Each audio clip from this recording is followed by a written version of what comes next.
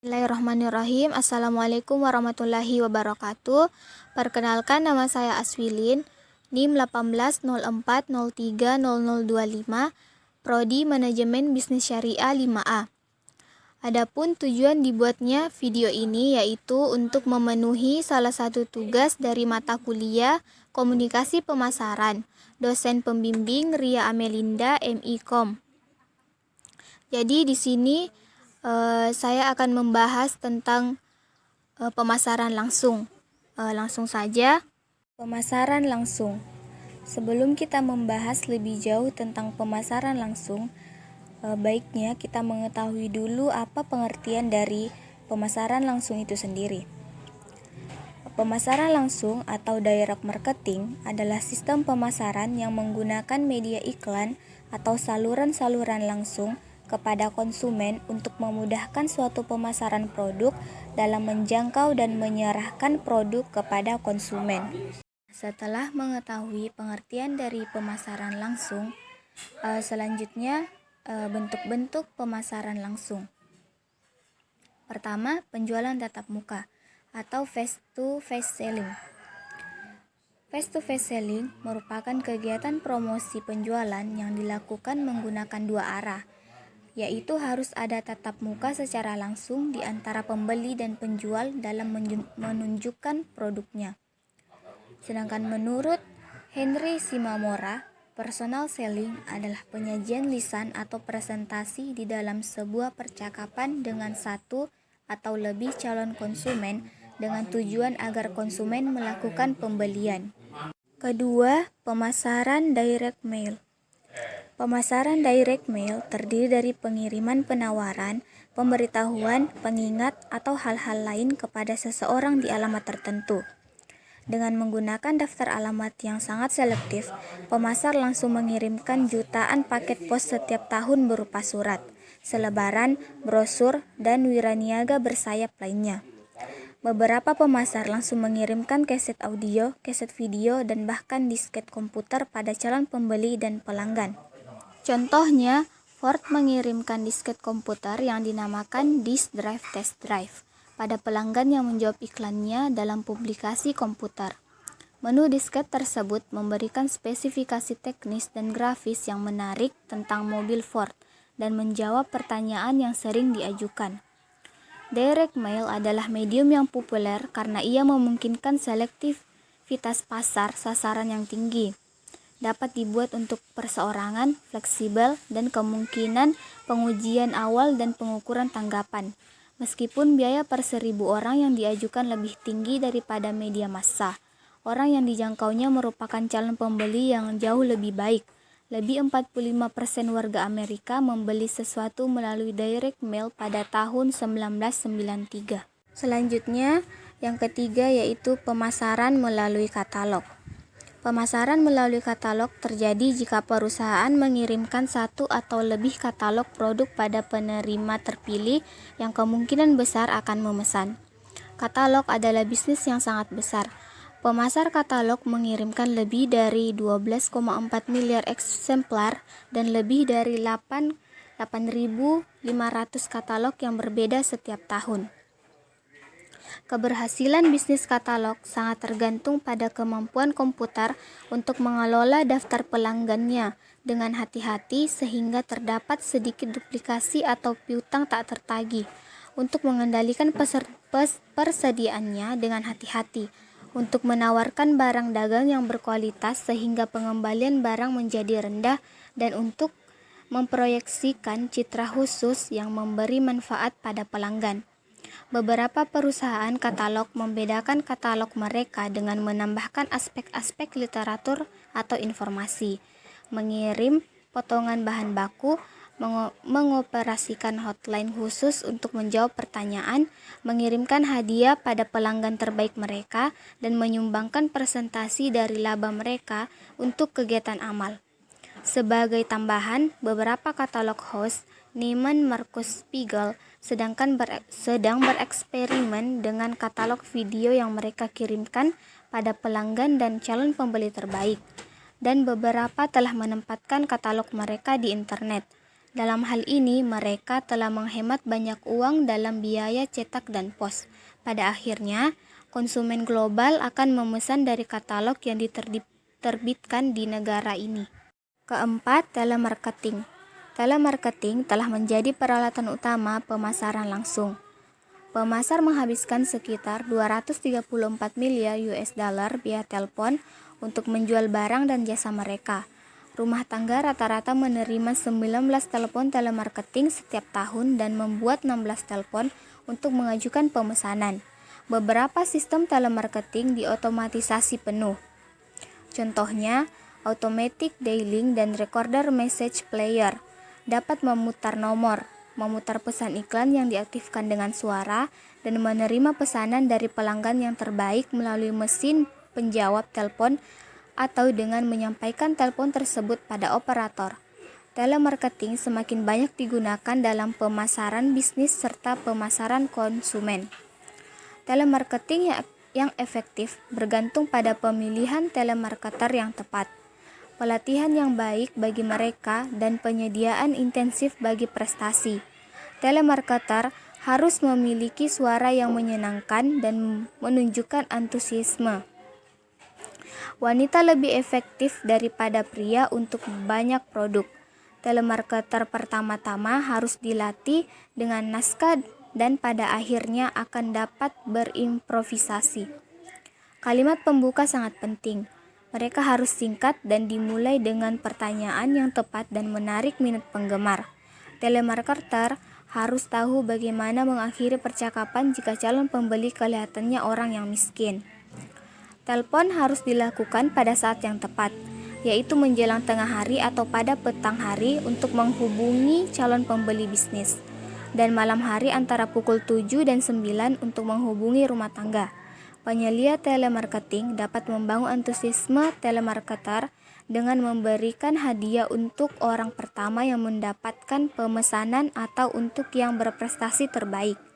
Karena masalah privasi dan biaya per kontak yang lebih tinggi, pada kontak telemarketing pemilihan daftar yang tepat adalah sangat penting. Yang kelima, pemasaran melalui kios atau kios marketing. Beberapa perusahaan telah merancang mesin penerima pesanan pelanggan yang dinamakan kios, yang berbeda dengan penjual otomatis yang mengeluarkan produk dan menempatkan mereka di toko, bandara, dan tempat-tempat lain. Contohnya, Forsim SaaS Company menempatkan sebuah mesin di beberapa tokonya yang kemungkinan pelanggan menentukan jenis sepatu yang diinginkannya, serta warna dan ukuran. Gambar sepatu Forsim muncul di layar sesuai kriterianya. Jika sepatu tertentu tidak tersedia di toko tersebut, pelanggan dapat menggunakan telepon yang ada di mesin tersebut dan memasukkan nomor kartu kreditnya serta di mana sepatu tersebut harus dikirimkan. Dan selanjutnya yang keenam itu saluran online. Saluran terbaru pemasaran langsung adalah berupa saluran online. Saluran online adalah saluran yang dapat dijangkau seseorang melalui komputer dan modem. Modem menghubungkan komputer dengan jalur telepon sehingga komputer dapat menjangkau beragam layanan informasi online. Ada dua jenis saluran online. Yang pertama, saluran online komersial. Banyak perusahaan telah mendirikan layanan informasi dan pelayanan online yang dapat diakses oleh mereka yang telah mendaftar untuk mendapatkan layanan tersebut dan membayar iuran bulanan. Yang kedua, internet. Internet adalah jaringan global sekitar 45.000 jaringan komputer yang memungkinkan komunikasi global yang instan dan terdesentralisasi. Internet yang pada mulanya dibentuk untuk menyokong riset dan pertukaran akademis, kini tersedia bagi pemirsa yang jauh lebih luas yang berjumlah sekitar 25 juta orang. Pemakai dapat mengirim email, bertukar pikiran, berbelanja barang-barang, serta mengakses berita, resep makanan, informasi seni, dan informasi bisnis. Internet sendiri adalah gratis meskipun pemakai harus membayar layanan komersial agar dapat terhubung dengannya. Dan yang terakhir, pemasaran melalui televisi.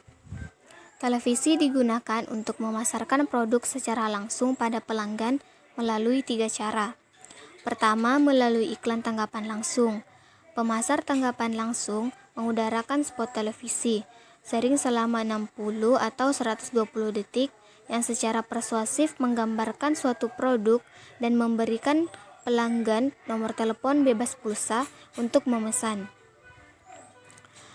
Selanjutnya, pendekatan pemasaran televisi kedua adalah saluran belanja di rumah, yang merupakan saluran televisi yang bertujuan untuk menjual barang dan jasa. Yang terbesar adalah Home Shopping Network atau HSN, yang mengudara 24 jam sehari. Dan yang ketiga, pendekatan video teks, yaitu televisi konsumen dihubungkan dengan bank data komputer penjual melalui kabel atau jalur telepon. Layanan video teks terdiri dari katalog perjalanan wisata dan lain-lain. Pembahasan selanjutnya yaitu pertumbuhan pemasaran langsung. Penjualan melalui saluran pemasaran langsung yang sifatnya tradisional telah bertumbuh dengan cepat. Bila penjualan eceran Amerika Serikat selama 5 tahun terakhir telah tumbuh sebesar sekitar 6% setahun, penjualan pemasaran langsung tumbuh sebesar sekitar 8% setahun. Penjualan tersebut mencakup penjualan kepada pasar konsumen 55% dan penjualan bisnis ke bisnis 45%. Ketika pemasaran langsung melalui saluran tradisional tumbuh dengan cepat, pemasaran melalui online tumbuh luar biasa. Jumlah rumah tangga Amerika Serikat yang telah memiliki akses ke internet telah tumbuh dari hanya sekitar 6 juta pada tahun 1994 menjadi lebih dari 40 juta dewasa ini. Dan diproyeksi akan menjadi 60 juta menjelang tahun 2003. Penjualan melalui internet diperkirakan akan tumbuh dengan kecepatan luar biasa, yakni 60% per tahun selama 5 tahun ke depan. Dan selanjutnya ke pembahasan terakhir yaitu kebijakan publik dan isu etis dalam pemasaran langsung. Dalam hal ini ada 2. Yang pertama, gangguan ketidakjujuran, penipuan, dan kecurangan. Akses pemasar langsung kadang-kadang mengganggu dan menyinggung perasaan konsumen. Sebagian besar orang tidak menyukai iklan TV tanggapan langsung yang terlalu keras, terlalu panjang, dan terlalu memaksa. Gangguan yang sangat khusus adalah panggilan telepon larut malam atau waktu makan malam. Lebih dari sekedar mengganggu para konsumen, beberapa pemasar langsung sudah dituduh memanfaatkan secara tidak fair pembeli yang impulsif atau kurang canggih. Pertunjukan belanja tersebut menampilkan pembawa acara yang berbicara dengan sopan dan meyakinkan yang secara seksama menggelar demonstrasi, mengklaim pengurangan harga yang drastis selama pertunjukan itu menghabiskan batasan-batasan waktu dan kemudahan pembeli yang tidak ada tandingannya guna menggairahkan pembeli yang mempunyai resistensi penjualan rendah. Dan yang kedua, penyerangan privasi. Penyerangan privasi mungkin isu kebijakan publik yang paling ketat yang kini dihadapi industri pemasaran langsung. Dewasa ini tampak bahwa hampir setiap kali konsumen mengikuti undian berhadiah, mengajukan permohonan kartu kredit, berlangganan majalah, atau memesan produk dengan surat, telepon, atau internet, nama mereka dimasukkan ke dalam basis data perusahaan yang sudah membengkak. Dengan menggunakan teknologi komputer yang canggih, pemasar langsung dapat menggunakan basis data itu untuk memperkecil sasaran dari upaya penjualan mereka. Konsumen sering diuntungkan oleh pemasaran berdasar basis data tersebut. Mereka menerima lebih banyak tawaran yang cocok dengan minat mereka. Namun demikian, banyak kritikus khawatir bahwa para pemasar mungkin mengetahui terlalu banyak tentang hidup pelanggan dan bahwa mereka mungkin menggunakan pengetahuan itu untuk memanfaatkan konsumen secara tidak jujur. Pada satu titik, mereka mengklaim penggunaan basis data secara luas akan mengganggu privasi konsumen. Itulah tadi teman-teman sedikit penjelasan tentang pemasaran langsung, mulai dari pengertian pemasaran langsung, bentuk-bentuk pemasaran langsung, manfaat pemasaran langsung, serta isu etis dalam pemasaran langsung. Terima kasih atas perhatian teman-teman, kurang lebihnya mohon dimaafkan. Saya akhiri dengan wabillahi taufiq wa hidayah. Wassalamualaikum warahmatullahi wabarakatuh.